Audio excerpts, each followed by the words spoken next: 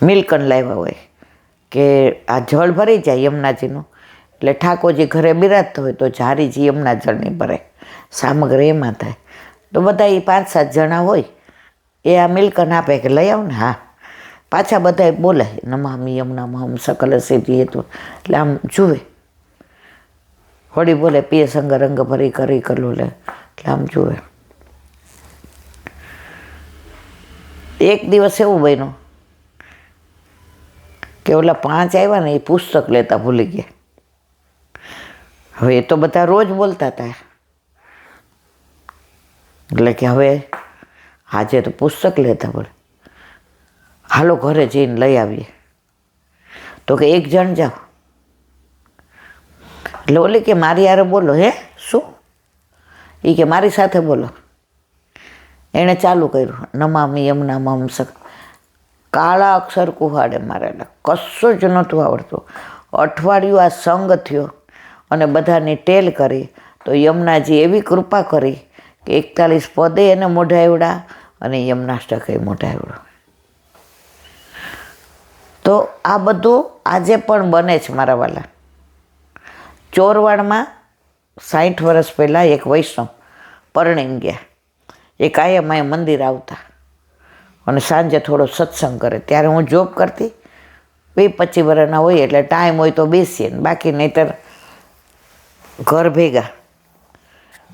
તો એ મન જોવે એટલે બેસાડે, થોડી વાર બેસા, વાર્તા સાંભળીને જાય, આમ કરીને જાય.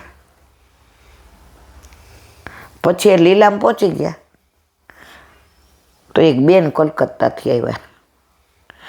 એટલે મંદિરે આવ્યા એટલે મને કે તમે ઈલાબેન છો? મેં તો એ કે બા તો તમને જ્યારે અમે આવીએ કે ફોન કરીએ ને STDમાંથી ને, ત્યારે આવી રીતે ઘરે ઘરે ફોન નહોતા. તો એ કે અમે STDવાળા ભાઈને ત્યાં કહી રાખ્યું હતું કે તમે બોલાવી રાખજો ને અમને એની યાર વાત કરાવજો.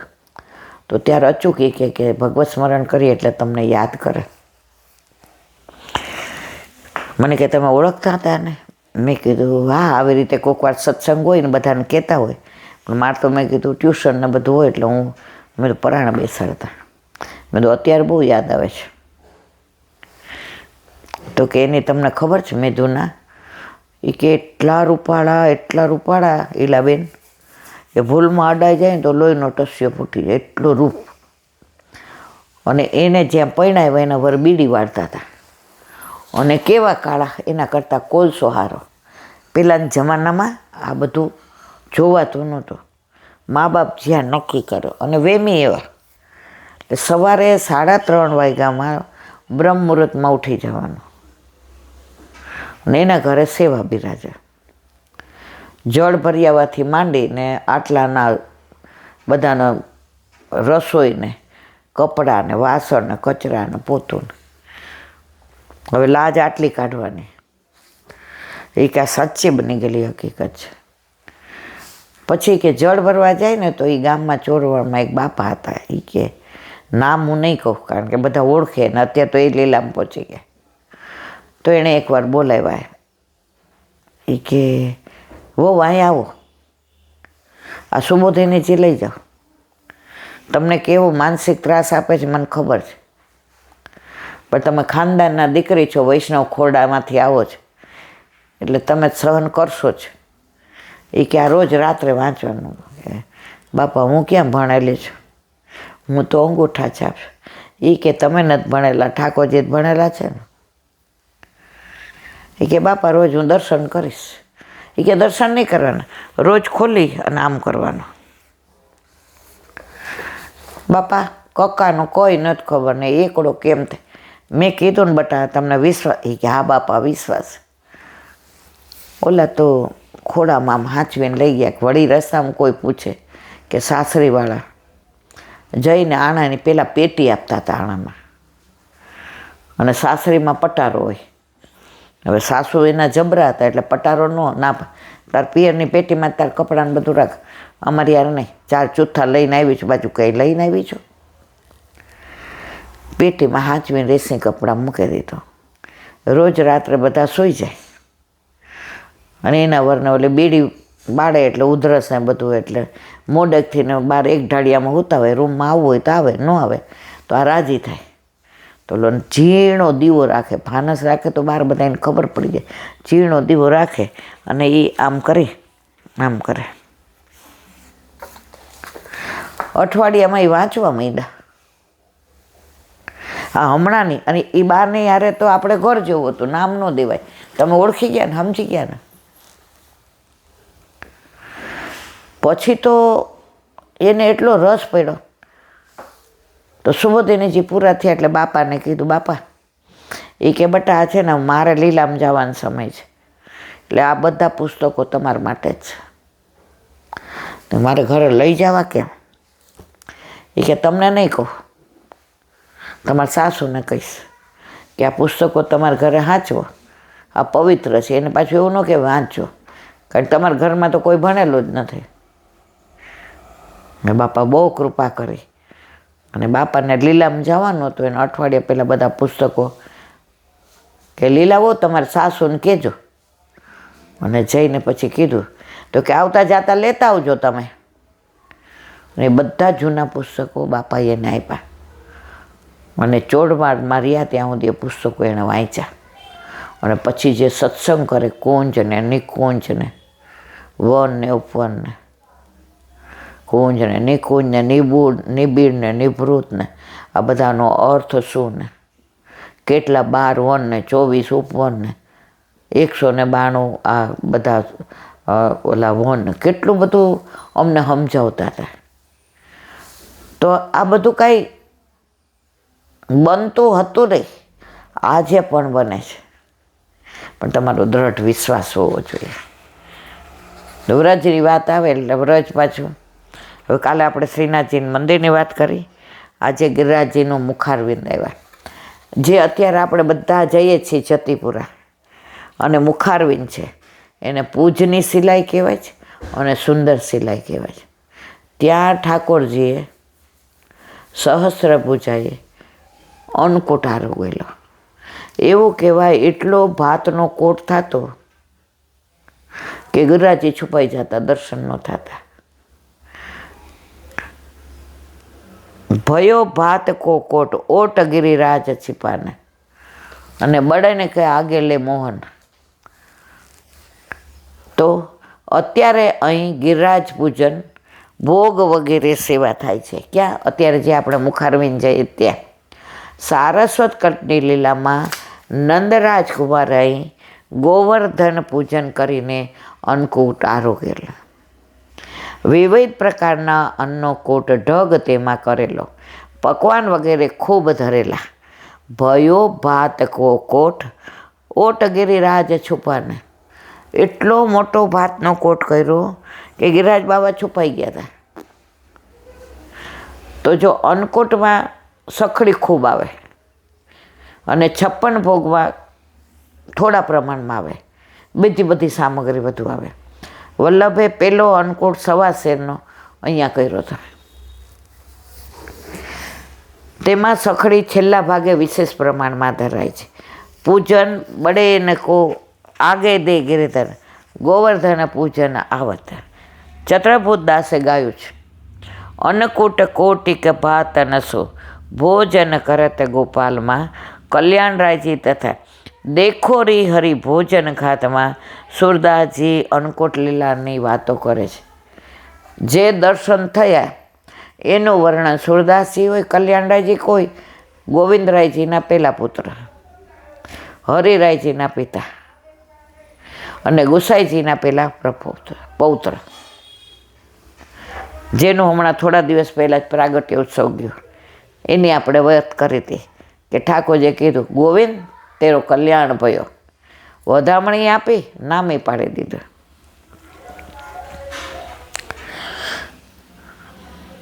મથુરાના નિત્યલીલા ગોસ્વામી શ્રી ગોપાલલાલજી અહીં શિલા પર શ્રીનાથજીના શૃંગારનો આરંભ કરેલો. અત્યારે અહીં સાંજે રોજ શૃંગાર થાય છે. ગોપાલલાલજીએ આરંભ કરેલો તો આજની તારીખમાં પણ સાંજે ગિરિરાજ બાવામાં શૃંગાર થાય છે. મુખારવિંદ 2:30-3 વાગ્યા સુધી દૂધ ગિરિરાજ બાવાના અભિષેક થાય.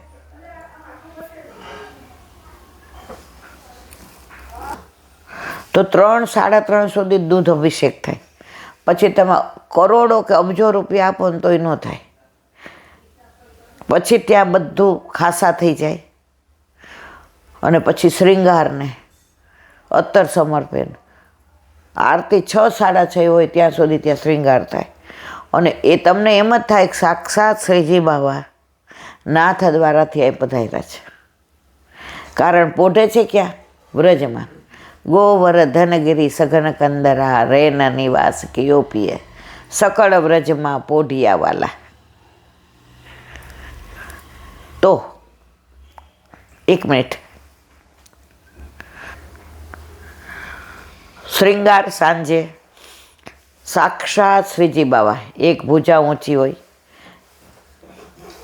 એવા શ્રૃંગાર હોય, વેણું ધરાવી હોય, બાજુબંધને બેરખાન પહોંચીને અણવટને વિછ્યાને લરને તોરાન માળાજી થાક ને બધું એટલું સુંદર હોય. ત્યાં એક બેન રહે છે વ્રજમાં, બધું છોડીને અહીંયા રહે છે અને એ માળાજી બનાવે છે. તો એ મુખારવિંદે ગણાય, સુંદર સિલાઈ ગણાય અને પૂજની સિલાઈ ગણાય. અત્યારે અહીં સાંજે રોજ શ્રૃંગાર થાય છે. આ સ્થળને પૂજની શિલા અથવા સુંદર શિલા પણ કહે છે. સુંદર શિલા હે ખેલવે કી ઠોર. ઠોર એટલે જગ્યા. આ ઠાકોરજીને ખેલવાની જગ્યા છે. અહીં કુંવારો અરોગાય છે. પહેલાં તો કુંવારો ભાગ્ય, હવે તો રોજ જે તમે જો 2-3 કુંવારા હોય. કુંવારો એટલે શું? કુંવારો એટલે વ્રજની ગલી અથવા કુંવારો, કોનો વારો અથવા કુંજવારો. આજે કઈ કુંજમાં આવા ઘણા બધા ભાવ થાય છે. તો અહીં કુંવારો પણ અરોગાય છે. વ્રજમાં શેરીને કુંવા પણ કહે છે. લીલામાં વ્રજવાસીઓના મનોરથથી પ્રભુ તેમને ત્યાં આરોગે છે. દરેકને ત્યાં આરોગવા જાય છે. આવા મનોરથને કુંવારો કહેવાતો સંભળાય છે. તેમાં ખાસ દહીં ભાત આવે છે. બોલો વલ્લભાત હરિરાય મહાપ્રભુજી કી જય.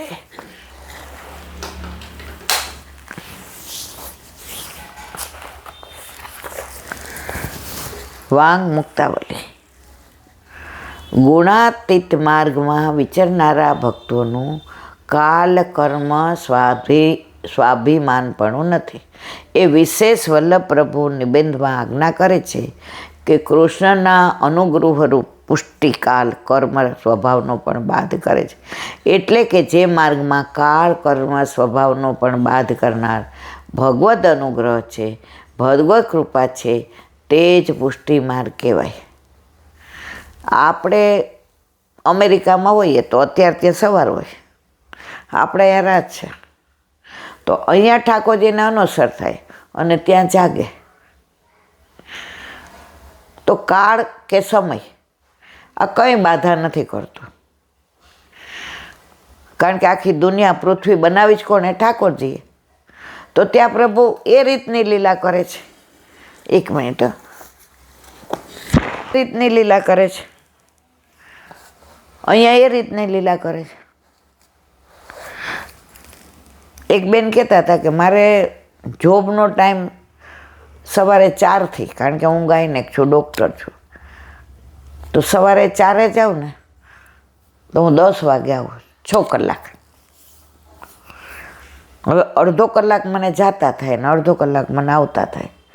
એટલે મારે 3:30 નીકળું ને તો હું 10:30 આવું. હવે મારે ઠાકોરજી પુશ કરાવે. તો 10:30 આવું, પછી એ બધું એવું કામ કર્યું હોય તો સ્નાન કરવું, આવીને અપરસ કરું ને પછી તો જેને મેં કીધું કે મારે ઠાકોરજી પુશ કરાવવા છે પણ આવું છે. હવે કાં મને ટાઈમ બદલાવાનું મેં વિનંતી કરી પણ ના પાડે છે. અહીં એવું બધું ના ચાલે. તો જોઈજે કે કાંઈ વાંધો નહીં, 10:30 ઠાકોરજીને જગાવવાના, કે જે દોષ ન પડે. સેવા નથી કરતા એના દોષ પડે.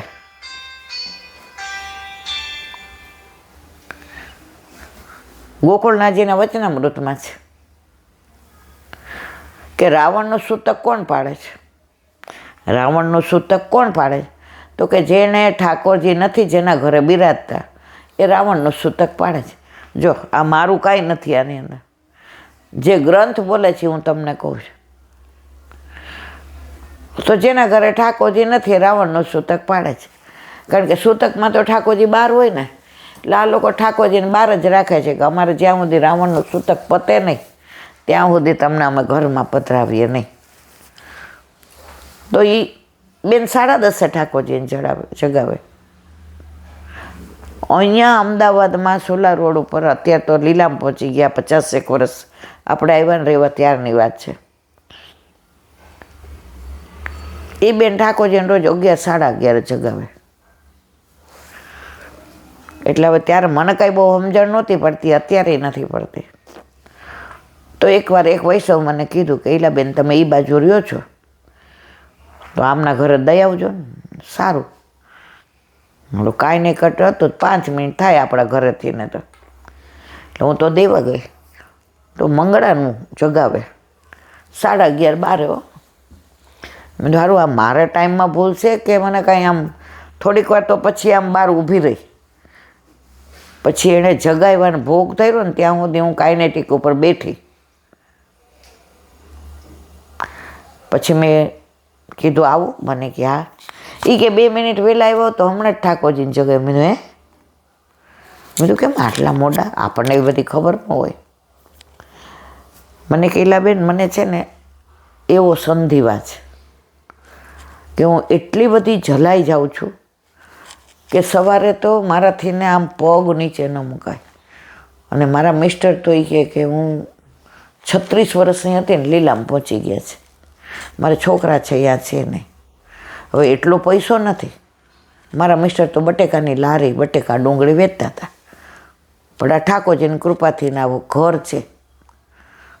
તો એટલું છે કે ઠાકોરજી મારું યોગક્ષેમ કરે છે. પણ બાય રાખવું ને આ બધું.